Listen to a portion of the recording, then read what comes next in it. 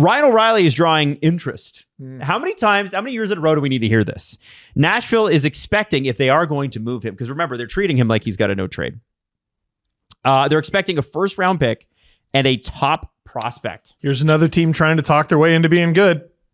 Well, yeah, Barry Trotz just will not. Trotz is trying to interview his way into like 2 or 3 points in the standings. So he's got a connection with 102.5 The Game in Nashville, which is their local sports station. And Frank Saravalli said, I think Monday on his show that the locker room is toxic. And Barry Trotz said, I'm aware of those comments, and I don't believe that we're in a toxic place. And it was interesting. A lot of Preds reporters, as bad as things have been, the Preds reporters are like, we don't see toxic here. I was surprised to hear that from Frank, because that is typically the sort of thing players aren't shy about, and I had never heard that. Bad for sure. Yeah. They're not good. Yeah. But hadn't heard toxic. Ryan O'Reilly, by the way, 6 goals, 7 assists in 22 games. I respect Ryan O'Reilly. I thought he was great here in Toronto. It's hilarious that they're like, well, he's linked to Montreal. I'd be like, yeah, that's exactly the kind of place Ryan O'Reilly would want to go. They have great vibes. They have great vibes and a lot of media. Well, and any negative thing that's said about him, you'd only understand half of it. I think that's true. There's more for Ryan O'Reilly to give. Certainly on a better team, but that is a very high price, and we shall see how desperate people get close to the deadline, because you can argue, hey, the Leafs gave that up for Lawton. Now, I don't know that Gulbenkian is quote unquote a top pick.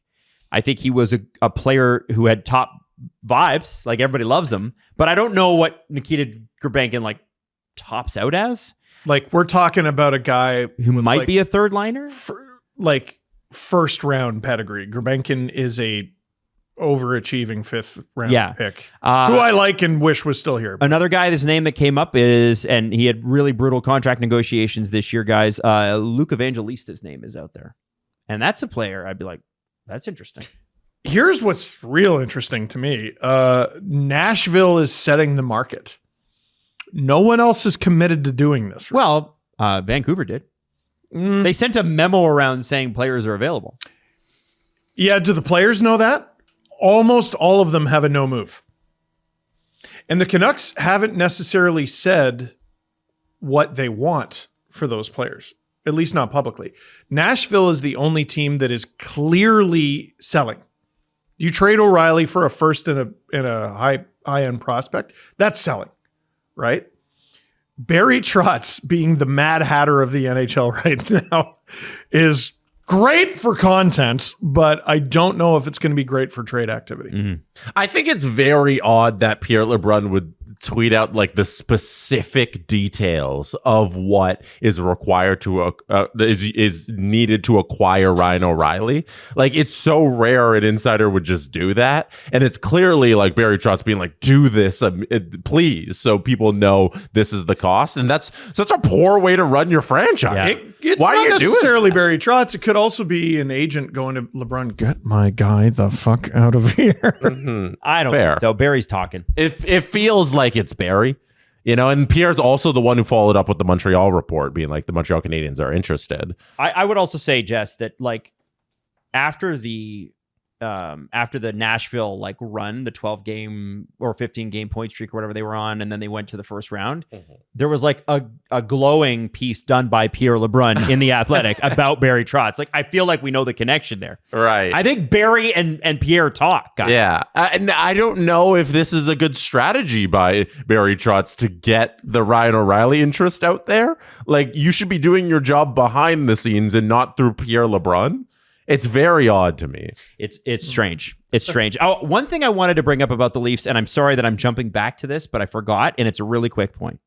Did you guys see what Luke Fox said about the Toronto Maple Leafs on the Real Kipper and Bourne show? It's about a 90-second clip. I'm not sure. So there was, and I meant to put this in the Leaf segment. I apologize, but I have to hit this because I thought it was devastating. It'll be interesting if it changes tonight. He said, when Craig Berube was filmed at practice the other day saying the glass is half full, it's not half empty, Luke said, if it's half full, you shouldn't have to say that. And then he followed it up with, because I think Justin Bourne asked him about like what the energy is. And he's like, he said, I don't sense that guys are like breaking their sticks or frustrated or whatever. He said, I sense it's very low energy. And that is one of the more devastating things I've heard about a team. The beatings will continue until morale improves. Jesse, do you think that can change with Matthews, Nyes, and Watt into the lineup? Do we have a different lease on life now? It'll change with winning. That's the only thing that'll change that. It's, are you going to win games or not? They're weak mentally. We've talked about this. Paul McLean, when he was the Leafs eye in the sky coach, was in the Amazon documentary, and he was like, these guys have demons under the bed, demons in their closet. You know, that was coaches ago. That was GMs ago. That was personnel ago. That was nearly half a decade ago. And I'm not sure a single thing has changed. And that's why I keep saying the call is coming from inside the house. I think that organization is wound way too tight in their day-to-day. And, you know, the reason they're not acting like most other teams is they're not most other teams because they tell themselves that They're not. every morning they look in the mirror. You got to operate like a normal team, guys.